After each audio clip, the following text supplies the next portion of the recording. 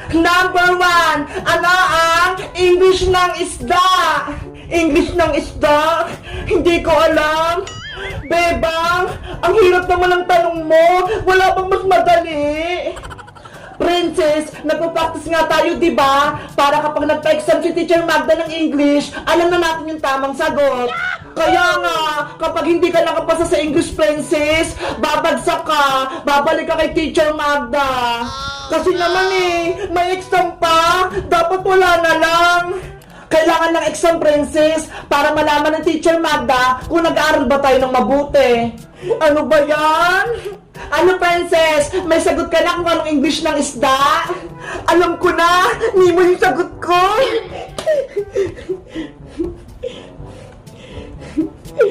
Hoy, Princess! Hindi Nemo yung English ng isda! Ano? Nemo yung sagot ni Princess!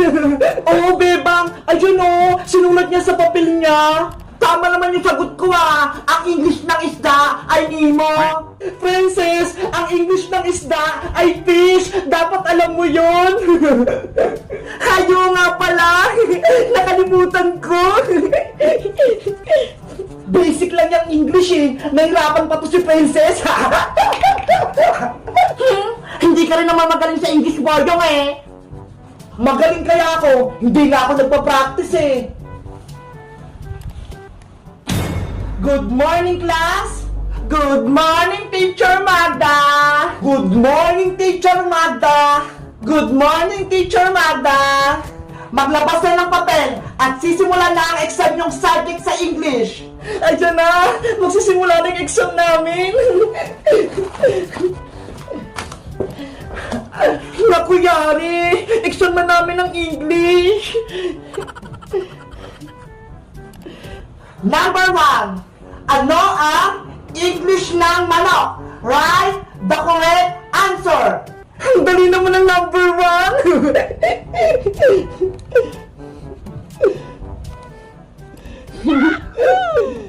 English ng manok? Alam ko yung sagot. Chicken Joy.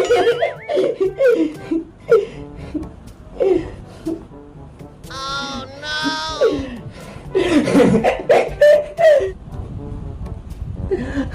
Chicken.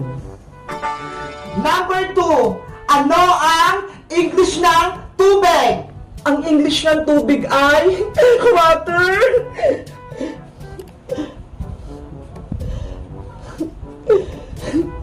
Hala, hindi ko alam ang English ng tubig. Bebang, pakopya ko sa sagot mo. Hindi pwede, Princess, no? Bawal mangopya. Ano ba yan? Alam ko na! Rain, rain, go away! Ayun na lang yung isasagot ko!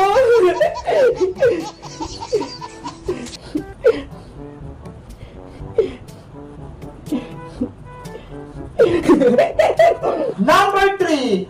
Ano ang English ng bahay? Alam ko yung sagot!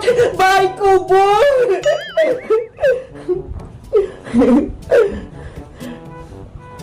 Princess, mali yung sagot mo. Tama ko, Iska. Bahay kubo yung English ng bahay. Bahala ka dyan. Mali-mali ang sagot mo. Bahay kubo yung sagot ni Princess.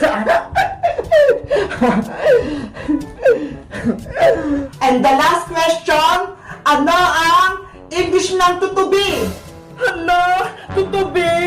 Hindi ko alam yung English nun. Ako rin, Bebang, hindi ko alam yung English ng tutubi. Paano na yan? Hiyari, hindi natin mapaperfect yung exam nating English. Ano ba kasi yung tutubi? Hindi ko alam yun Hindi mo alam yung tutubi, Boyong? Ayun yung lumilipad sa may bukid. Yung malaki yung mata, parang helicopter. Yun ba yung tutubi? Nakahuli na nga ako nun nakatakas lang. Princess, alam mo ba kung anong English ng tutubi? Secret! Hindi ko sasabihin sa inyo!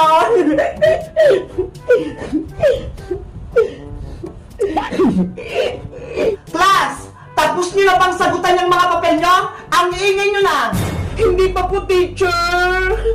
Ako, teacher! Tapos na po ako! Uy, Princess! Hindi pa kami tapos, no? Bahala kayo! Ipapasok ko na tong papel ko! Time's up! Finish or not finish, ipasa nyo na yung papel nyo para makompute ko na yung grade nyo. Eto na po, Teacher Magda. Ako po yung unang nakatapos.